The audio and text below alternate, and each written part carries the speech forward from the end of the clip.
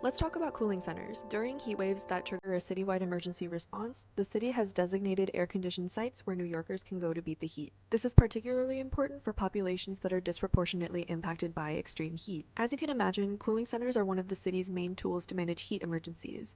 But the catch is that New York City's cooling center program is not funded, and because of that, the city is reliant on organizations and businesses volunteering their spaces.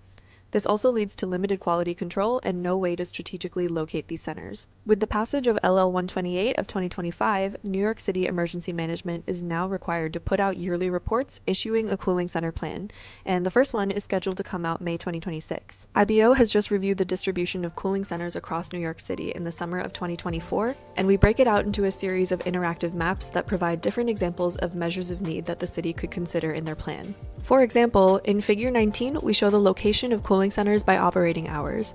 By interacting with the slider on the map, you can see a clear drop-off in the number of centers that were open all weekend. Because there's currently no funding for the program, the city relies on sites that would already be open and staffed. And because heat emergencies are often announced with little warning, the spaces also need to be available on pretty short notice. So this map shows you just one of the difficulties in operating a cooling center program that's dependent on volunteer spaces. There's still no dedicated funding for the program, but if you're curious about cooling centers and emergency management, be sure to check out IBO's new story map, because planning ahead is cool.